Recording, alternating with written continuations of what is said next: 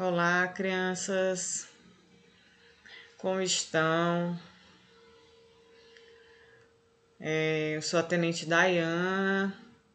Nós vamos começar a nossa revisão, tá? Para a primeira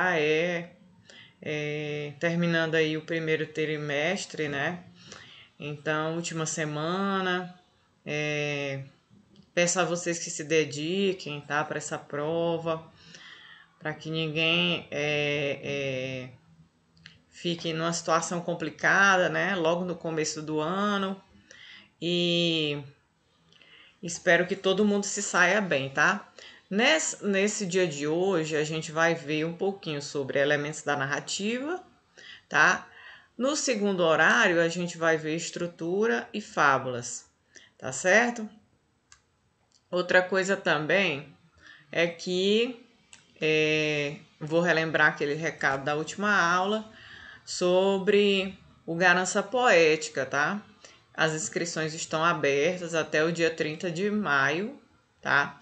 E aí, peço a vocês que mandem os textos, tá?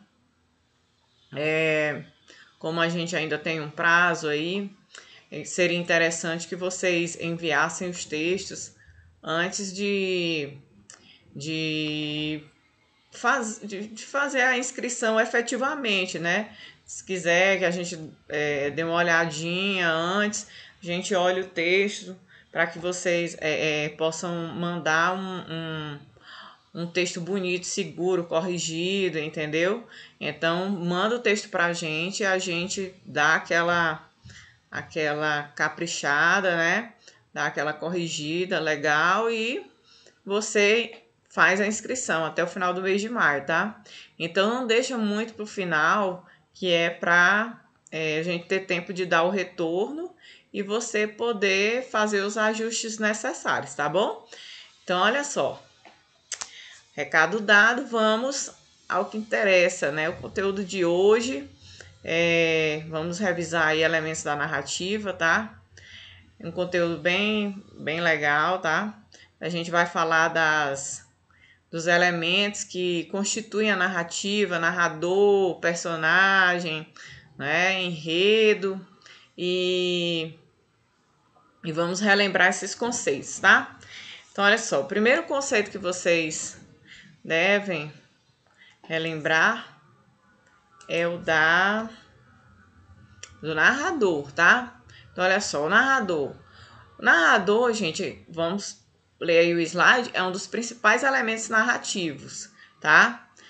Ele é o responsável por conduzir a narração da história, representando a voz do texto, ok? Muita gente confunde narrador com escritor. E isso assim, são coisas completamente diferentes, tá? O narrador é aquele que conta a história. O escritor é aquele que escreve a história.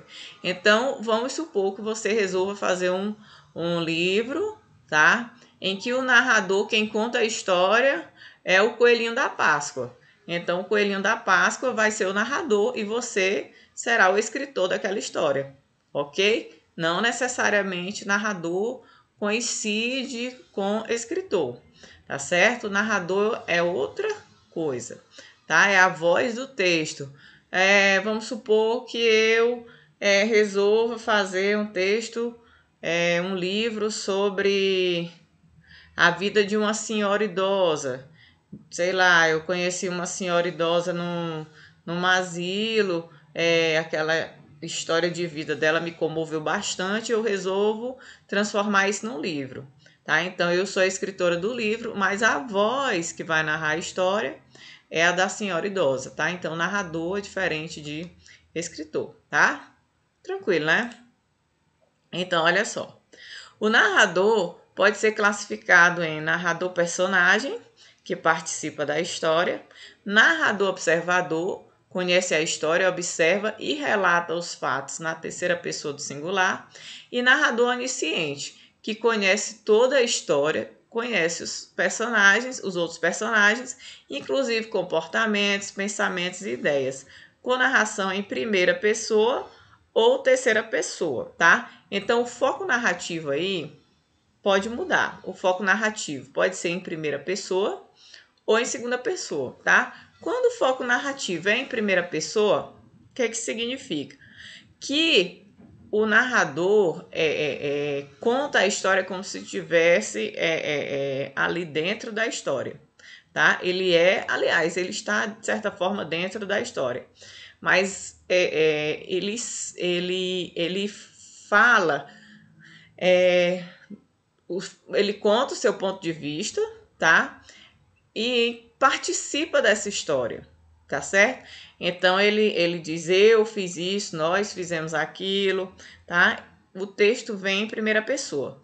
Quando o foco narrativo está em terceira pessoa, o narrador fala sempre das pessoas como se ele estivesse um pouco mais distante, apesar de que o onisciente ele consegue ler os pensamentos, consegue perceber as ações, os comportamentos, por que a pessoa está agindo daquela forma, tá? Então, o narrador onisciente, ele é um pouco mais... como é que eu posso dizer? Ele é uma espécie de psicólogo ali da história, onde ele conhece tudo que se passa na cabeça das personagens, tá? Ok? Vamos lá, então. Personagens. Quem são os personagens? Os personagens são elementos da narrativa que também ajudam a contar uma boa história.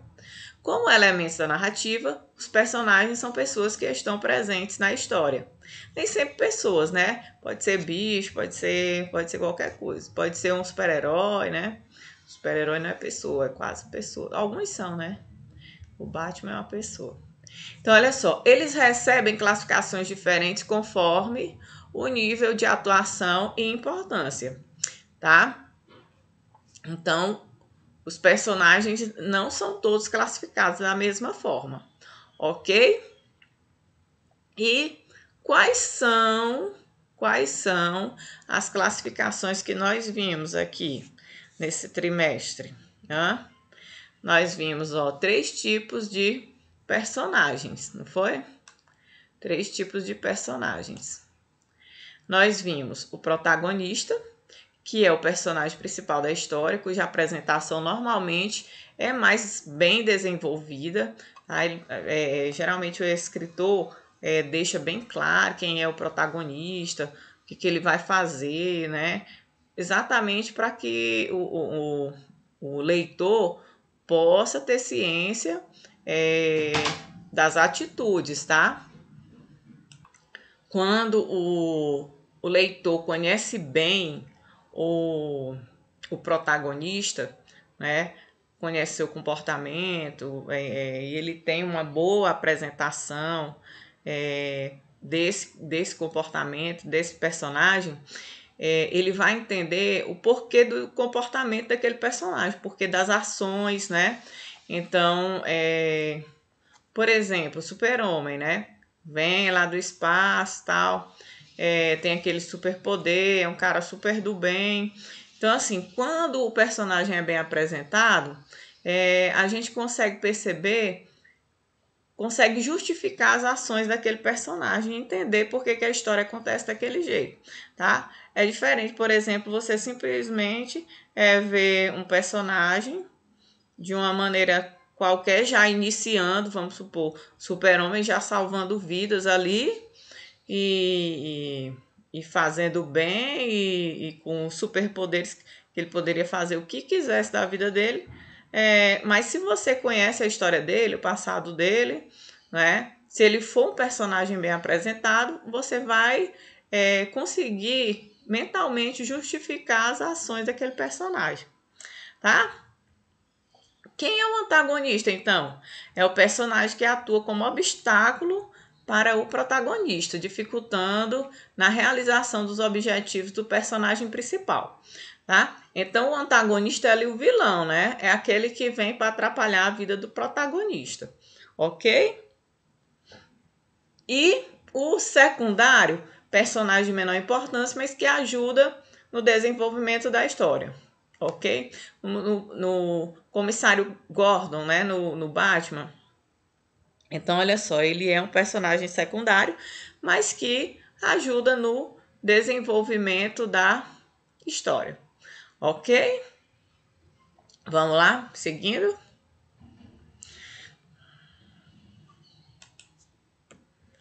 Certinho. Então, olha aí. Tempo. O que seria o tempo como elemento da narrativa? O tempo caracteriza o momento em que a história se passa. O tempo da narrativa é crucial, pois marca o período cronológico, o tempo de um acontecimento, do início ao fim da história. Ou seja, a história se desenvolve nesse tempo. Existem dois principais tipos de tempo narrativo. Então, olha só, o tempo também é necessário que seja mencionado no texto. Às vezes a gente encontra narrativas em que o tempo ainda é determinado, mas na maioria das vezes a gente precisa que esse tempo seja determinado. Por quê? Porque essa marca que o tempo traz também justifica algumas ações. As coisas vão mudando com o tempo e os personagens vão também tomando atitudes diferentes de acordo com o tempo em que eles existem, tá? Então, um personagem do século XVI não tem o mesmo comportamento de um personagem criado no século XXI, tá? Então, quando você faz essa marca do tempo, você também consegue fazer com que o leitor entenda algumas atitudes, algumas ações que acontecem ali dentro da história, tá? Tempo cronológico. Como é que acontece? É de acordo com o ritmo do relógio, tá? Pelo movimento do sol, pelo calendário, estação do ano, etc. É um tempo objetivo, facilmente visível, podendo ser identificado até pelo leitor mais desprevenido. Então tá lá bem simples, né? Bem fácil de identificar. No tempo cronológico, os fatos podem se apresentar no momento em que estão acontecendo, ou seja, no presente ou então no passado, quando os fatos já aconteceram. Eu diria até que no futuro, né, nas histórias ficcionais, histórias de ficção científica, né, por exemplo, às vezes a história se passa no futuro, tá? Além disso, também pode entremear presente e passado, por meio dos flashbacks, né? Então a pessoa às vezes o narrador precisa voltar um tempo para justificar alguma parte da história no presente, tá? Ele precisa voltar ao passado para justificar o presente. As narrativas de ação usam o tempo cronológico. As histórias usam o tempo histórico e apresentam uma cronologia que corresponde à realidade histórica do passado. Ok? Tranquilo, não é? Até aí. E o tempo psicológico? Não obedece à cronologia, ou seja, não mantém uma relação com o tempo propriamente dito. Ele transcorre no interior de cada personagem e é determinado pelo desejo ou imaginação do próprio personagem ou do narrador, de acordo com suas vivências subjetivas, angústias e ansiedades. São as lembranças, né, que o personagem tem. Ok? O personagem tá ali, às vezes contando uma história, ele volta no tempo, né? A gente vê muito isso com o Capitão América, ok? O tempo psicológico é o tempo interior e pode ser alongado ou encurtado, de acordo com o estado de espírito em que se encontra. Ele muda de pessoa para pessoa. No processo de criação de construção do tempo psicológico, muitas vezes é usado flashback. Flashback é esse retorno, né, do personagem ao passado, tá? Onde ele lembra, onde a história retoma algum episódio do passado, tá? Para justificar as ações do presente, ok? Tranquilo, né, gente?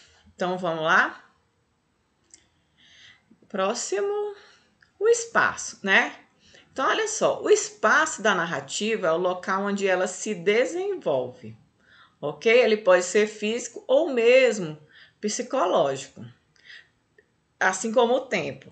tá? Então, olha só, o espaço físico nada mais é do que o espaço real, onde a história se desenvolve, né? As ações se desenvolvem, tá? O espaço psicológico também assim como o tempo psicológico, acontece ali na memória, não é, do personagem, ok? Então, olha aí, espaço físico é o local onde se passa a história, é onde as personagens se movimentam. Pode ser uma fazenda, uma cidade, uma praia, casa, hospital, etc. Então, qualquer espaço físico, né, tanto faz ser aberto como fechado, vai ser o espaço em que a história vai passar, ok? É o espaço físico, tá? Pode ser aberto ou fechado, ok? Isso não tem importância. O que importa é que, situando também esse local, esse espaço, você consegue entender ações, não é? Que acontecem com a personagem. Uma personagem da fazenda provavelmente não teria o mesmo comportamento de uma personagem da cidade, né? Ou de uma personagem que sempre viveu na praia, ou de uma personagem que, por exemplo, está hospitalizada. Então, você situar essa personagem num ambiente, num espaço, faz com que você consiga justificar ações e acontecimentos dentro da história, tá? E o espaço psicológico. Já o espaço psicológico é um ambiente interior de um personagem, ou seja, não há um espaço físico que seja revelado. Portanto, nesse caso, a história é narrada num fluxo de pensamentos, de sentimentos. Então, o personagem que está vivenciando aquele espaço psicológico, aquele momento, aquele flashback, veja que está tudo interligado, né? Pode ser reportado a um espaço totalmente diferente daquele em que ele de fato está, né? Vamos supor que tenho pensado muito nesses personagens, esses super-heróis hoje. Então vamos supor que o super-homem esteja contando ali para a Lois Lane, né? Um pouco do seu passado. E o passado dele a gente sabe que não começou aqui na Terra. Né? A vida dele não começou aqui na Terra, começou em outro planeta. Então, esse espaço, né, nesse momento, não será o espaço físico, será o espaço psicológico, porque a gente sabe que esse planeta em que ele nasceu não existe mais. Tá? Então, é um espaço psicológico, está ali apenas no pensamento do personagem, nas memórias dele. Tá? Na verdade, ele nem lembra direito, né? Ele era muito criancinha, e aí ele veio lá na nave e aí teve todo aquela projeção que explicou para ele, né, quem eram os antepassados dele, quem era o pai dele, tá? Ok, compreendido até aí? Tá, então bem simples também essa questão do espaço psicológico, tá?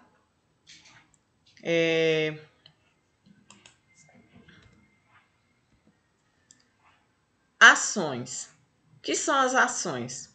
Envolve tudo que as personagens fazem na narrativa. Inclui não só os movimentos, mas também aquilo que falam e pensam no decorrer da história.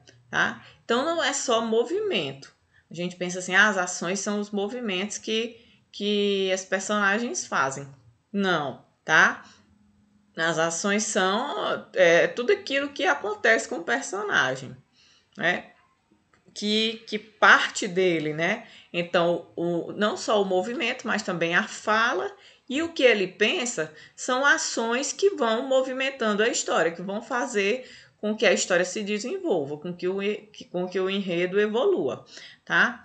Então, ações também sem muito O que dizer é isso, tá? Movimentos do personagem, pensamentos e falas, tá? Então, tudo isso aí que faz com que a história evolua e se desenvolva, tá bom? E o enredo, gente? O que seria o enredo? O enredo é um elemento fundamental para a narrativa. Trata-se de um conjunto de fatos que acontecem, ligados entre si e que contam as ações dos personagens. O enredo é dividido em algumas partes que irão formar a estrutura da narrativa, nosso próximo conteúdo, tá? Então, olha só, eu tenho ali o enredo, tá? O enredo é a história, tá? É a história propriamente dita. E aí essa história precisa ter uma estrutura. Professor, por que uma história precisa ter uma estrutura?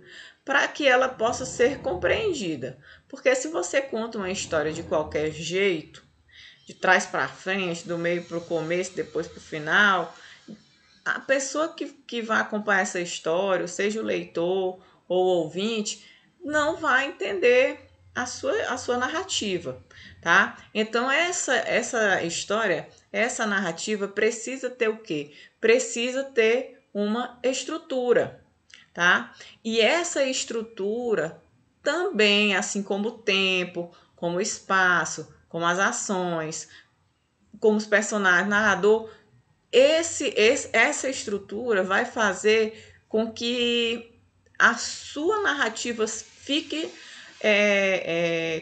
compreensível, se torne compreensível, tá? Então você não pode simplesmente começar a contar uma história pelo meio ou pelo fim, tá? Ou pelo pode até começar pelo fim, sim, mas isso tem que ter uma justificativa, tá? Isso tem que ter uma justificativa. Porque se ela começar pelo fim, você já vai começar por um flashback, tá? E aí volta para o começo e daí vai justificar aquele final, tá? Pode acontecer isso? Pode, tá? Quem faz esse tipo de coisa geralmente é escritor que já é bem experiente, mas nós que estamos aprendendo a construir textos, vamos seguir a estrutura ali normal, né? A situação inicial, depois uma complicação, clímax, desfecho, que vai ser o conteúdo da nossa próxima aula, tá? Então, fiquem atentos, tá? A gente vai dar um intervalinho agora, ok? E daqui a pouco a gente volta para continuar esse conteúdo, tá bom? Obrigada e até daqui a pouco.